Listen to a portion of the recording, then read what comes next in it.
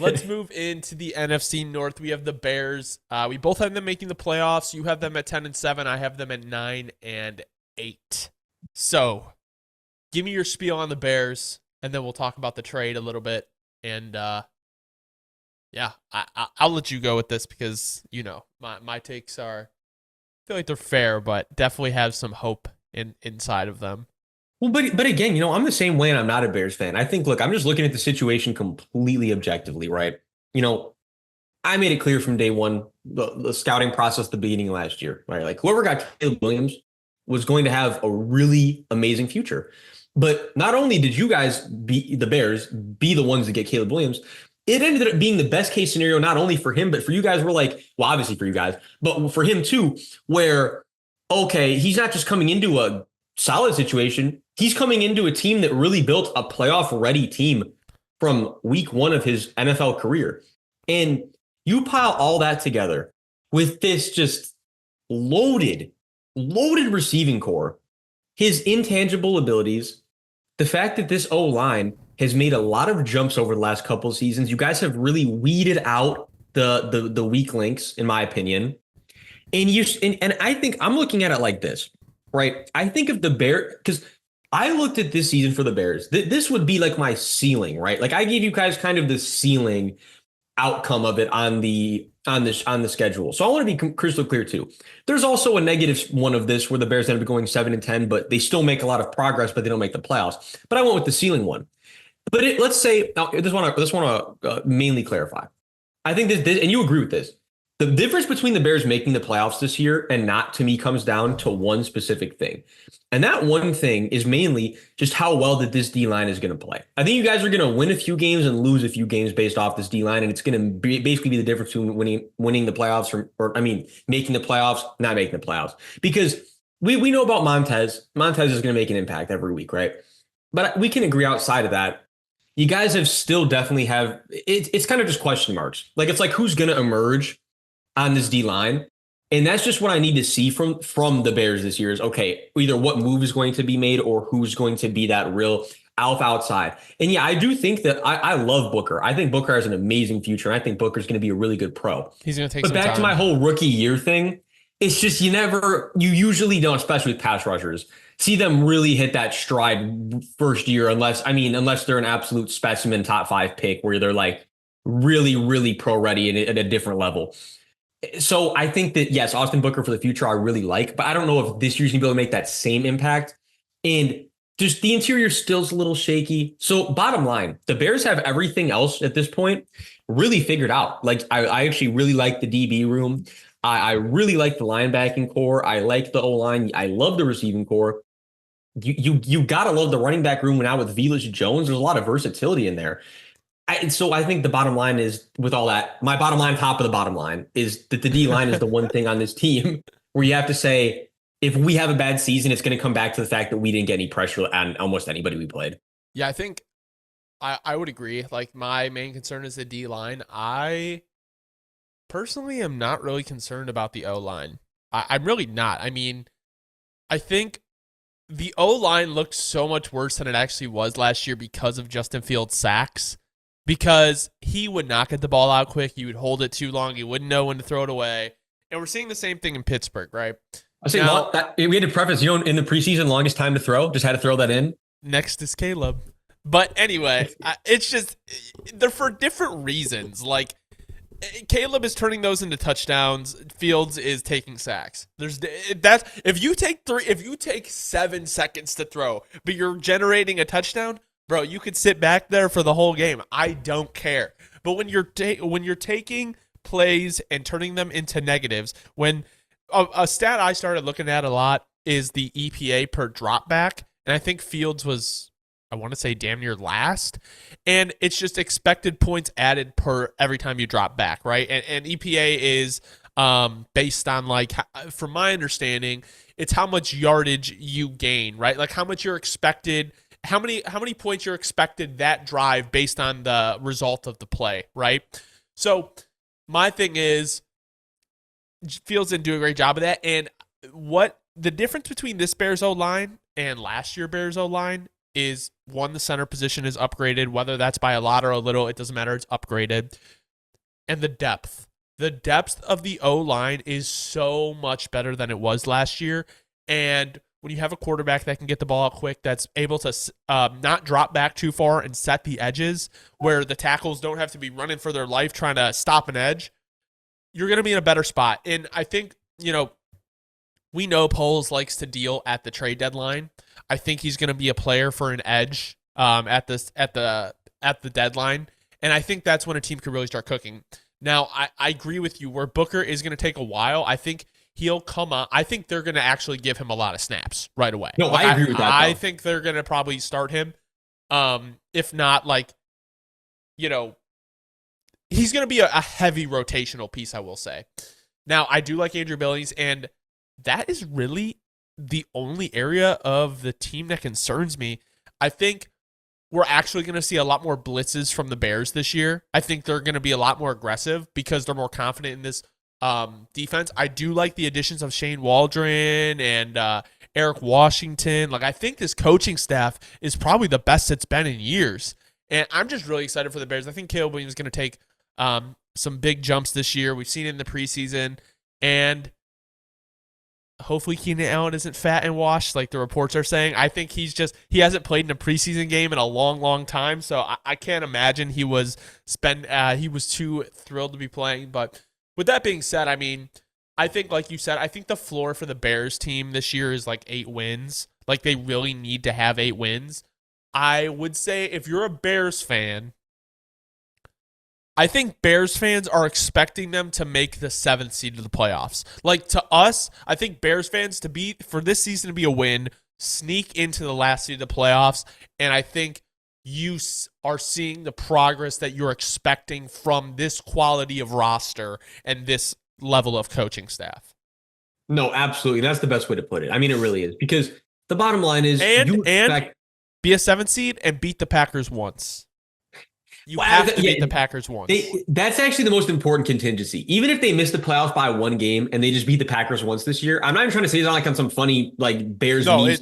That actually would be a great. It's a turn of the tide. Yeah, turn of the tide. Yeah. Yeah, you know what I mean. All right. Any last thoughts on the Bears? None other than, we got. The flu's juice was tricking us at first. The recipe was fucked up, Hunter. It was fucked up. I think the flu's juice is finally ready to be shipped out the factory. I think this year we're not being bamboozled. We're not selling sham products. Yeah. I think for the first time I feel good about the product that we're shipping out. The flu's juice was snake oil last year. Yeah, the ingredients weren't right. We finally got the concoction good. I think that start sipping that flu's juice, Bears fans. This year I think it's gonna go down. It's gonna go down fine. All right, let's move into the Detroit Lions. You have them at 12-5 winning the division. I have them at 11-6. I think so. We could start by saying number one, right? The Lions, and I think you agreed 100% for yours too. Yes, I had them at 12-5. You had them. You said it with 10 wins, right? 11-6. 11. Okay, I think we can both agree. They could actually end up even with somehow, some way, a better record than that. Honestly, this team is so stacked that I really could see the Lions having one of those seasons where you're God damn, they only lost 2 or 3 games. This team, they're absolutely stacked. I wouldn't be surprised if they went 15-2. No, that's why it's just they have a hard schedule. I'm glad you said it. I'm glad you said it because exactly. When you look at this team's schedule, it's they should be able to go handle business most weeks. They really should. And even if there's a team you're not so sure about, you got to remember that this is not the same old Lions. Their schedule's actually not that bad. This is a scrappy, tough. This Lions team is just, and I think my main thing 17-0. My main thing about the Lions this year, Hunter, is we saw, and it was already a thing last year, but this Lions team's kind of playing with. I'm trying to think of the right way to what the right verbiage for this is, but. Because everyone's playing, they're all playing with the same passion. They're all playing with the same fuel. I'm not trying to take that away from you. But the Lions have that extra gear of the city's finally really behind us. We really feel like we're really finally turning a 50-year-old identity around. We were so close last year to doing something special. you have to feel like the Lions are going to come out really pissed off and ready to go handle business this year. Like, I think there's a little bit of an X factor on top of the fact that they're already a really talented roster. And I always like to include intangibles because, yeah, you could sit here and dismiss it as bullshit. But I think regarding human emotions and psychology into this type of stuff, it's real stuff. And if you're looking at it from that perspective, you got to be saying to yourself, the Lions know that if they just go out and handle business this year, they have the team to get the job done. I mean, if they're locked in, this team could potentially not be stopped by anybody, and they're loaded. Well, I mean, I think if you look at it, Dobbs, like but beyond the San Francisco 49ers and maybe the Chiefs, not even like who has a better roster than the Detroit Lions? They have, in my opinion, the best line in football, have one of the best running back rooms, top 10 quarterback. They improved the secondary greatly, but if you look at the 49ers secondary, I would argue the Lions is better. Then you go into the linebacker room. You have guys playing their ass off. Now, do I love Marcus Davenport as their other starting edge? No.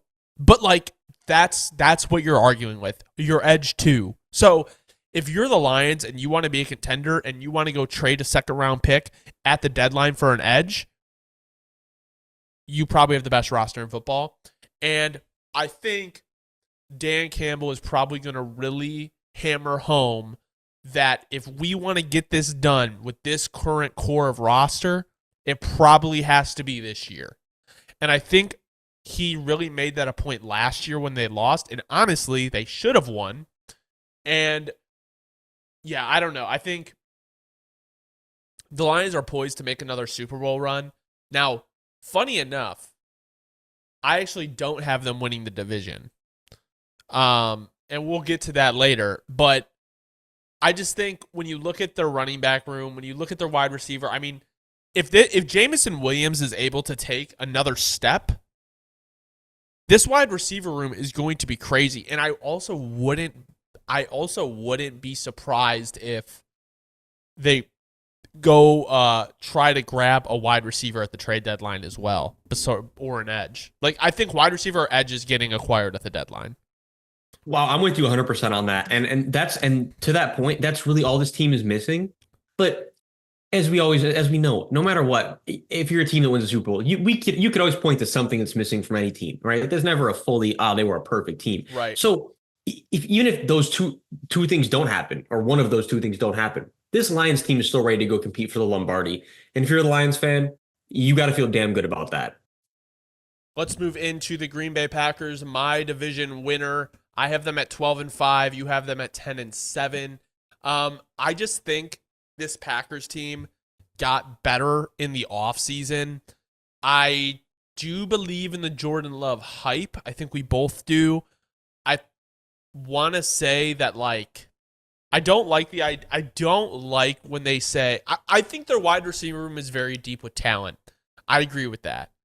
But I also don't like the idea of banking on a ton of guys that wouldn't be a wide receiver one in a lot of rooms, right? And we know Jordan Love and Matt LaFleur are great for scheming people open and getting everything like that. And I'm not necessarily saying that's a bad thing. I'm just saying I feel like a lot of Packers fans have a ton of stock in their wide receiver room. And to me, that's just like, I don't know if that's what you want to put your stock in, right? Like, they don't have like a single proven player in there. With that being said, I do think their O-line it's not awful, it's not great, but it's going to take some time, I feel like, to gel a little bit, especially with, Jordan Morgan in there. He's playing guard. Rasheed Walker, I've heard, has been doing pretty decent at left tackle. So it's going to be interesting. He was their 7th round pick, not last year, the year before, I think. But I don't know. I mean, I feel like this defense is going to be really good, especially with the addition of Xavier McKinney. They drafted so many safeties. Looks like Javon Bullard's going to start. He was a draft pick for them, I believe, in the 3rd or 4th round this year. 3rd, 4th, or 5th. I can't remember. But, I mean, their D-line is good. Their linebackers are good.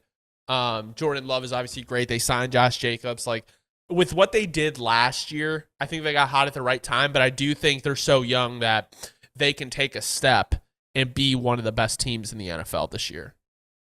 No, and absolutely. And you even remember, if I'm picking my prediction for NFL MVP, I've already said I'm probably going Jordan Love this year, right? Like It's for possible narrative reasons, for like you because just said about the they're receiving not core. there with like. Okay, I'm just trying to pick like an average quarterback. Like, they're not there with Derek Carr last year. Absolutely not. No, they're not there with a majority. That's the thing is, you could even take a better QB than Derek. They're not there with a lot of QBs in the league last year, which is why Jordan Love really needs to start getting his respect. And I think he kind of is. It's coming along. People still are getting used to the fact that Jordan Love is going to be one of those, one of the true ones. But people are warming up to it, and it's becoming a reality. But outside of just that, just the Packers in general. Look, and I want to be clear to Packers fans as I have for some of these teams where I got to clarify.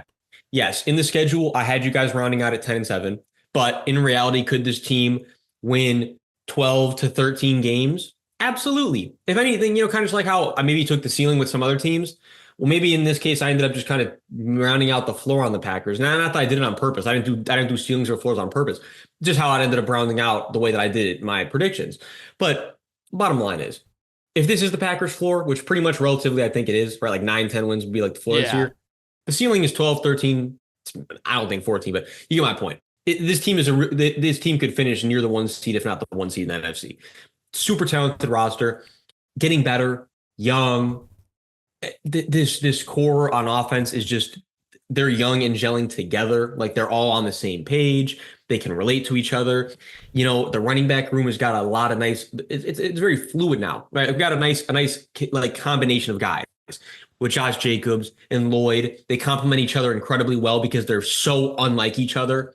There's a lot of things to like about the Packers, and like you said too. I mean, you got Xavier McKinney, one of the best free agents last year. A huge addition. I mean, this Packers team is ready to go compete with anybody realistically, especially when Matt LaFleur is the one calling the plays. yeah. That's the biggest thing I was gonna say.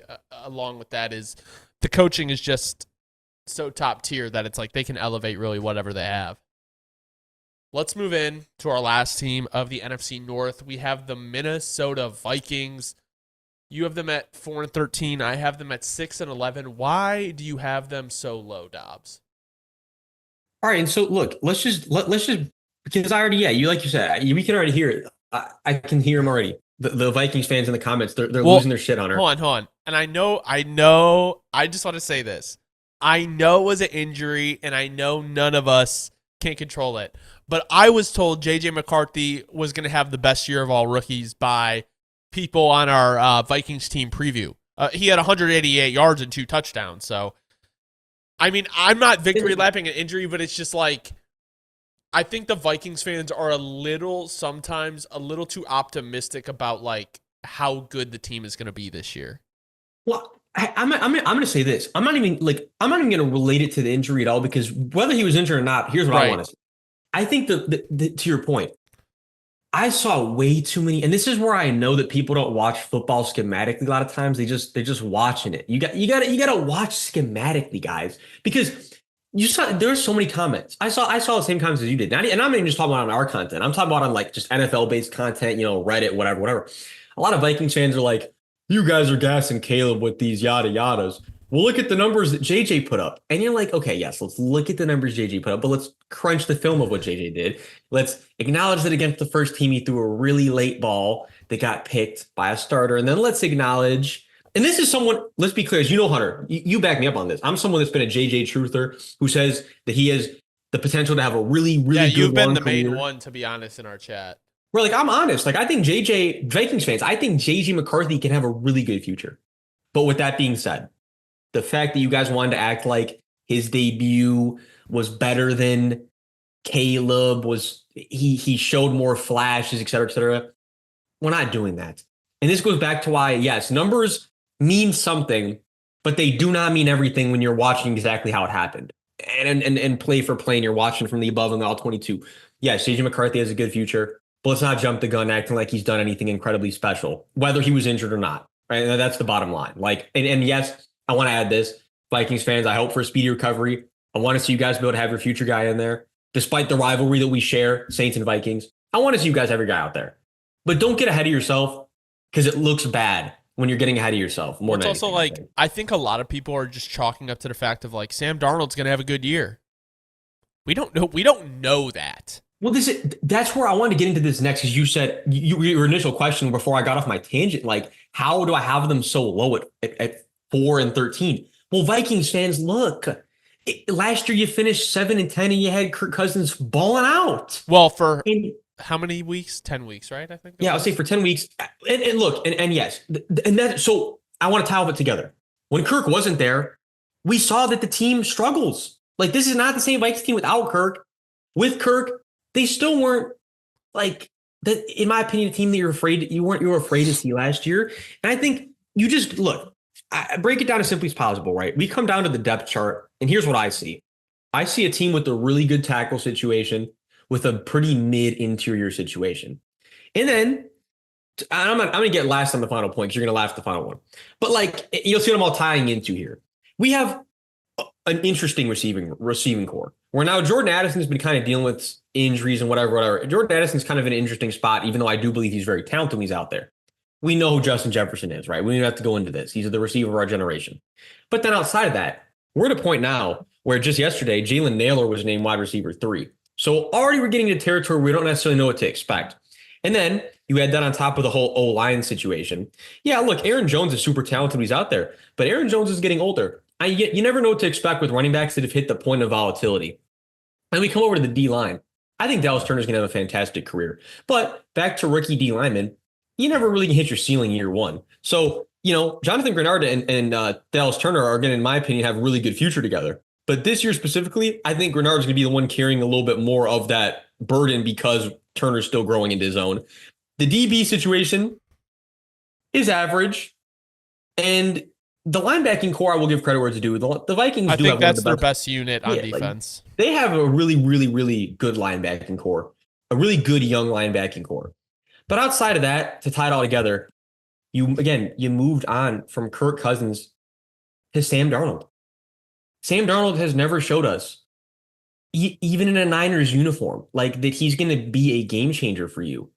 And I think if you can see it in a Niners uniform with arguably the most loaded roster in football, and then you bring him over to the Vikings, who's a middle line roster right now, you do the math in your head and you say, how is Sam Darnold going to elevate this team? And if he doesn't elevate them, there's going to be a regression. And that regression could very well be a 3-win regression where, yes, it looks really bad this year, but the first round pick you just spent is rehabbing all year. I mean, I don't think it's that unfair of an assessment. Like, well, yeah, exactly. One of them. Your main offensive changing, right? Franchise revolving. So it's like, I don't think that it sounds bad and it sounds like I'm hating. But from an objective standpoint, how are the Vikings going to have a good year this year? I think is just kind of what it comes down to for me. Like, well, I think a big thing with McCarthy was development, and he's not going to be able to practice. Like, that's a big thing. And I don't know if I'm all the way with you on the Aaron Jones thing. I think last year we saw the regression more because of the injury, and when he was not injured, he was explosive. But with that being said, it was a hamstring injury, and we know hamstrings linger. Like, once you get the hamstring for the year, like, you're not healthy. You're just, like, feeling good enough to play. Now, with that being said, I mean, I do think their corner room, I know they signed Gilmore, but I'm still really concerned about it because the Vikings, I want to say, were the first. They had the most blitzes percentage of any team last year. I think they blitzed on 53% of plays. Well, I know that's. Here's my thing. I don't know if they're getting the same push without Danielle Hunter. Because think about it. Jonathan Grenard played really good last year, but he was opposite of Will Anderson.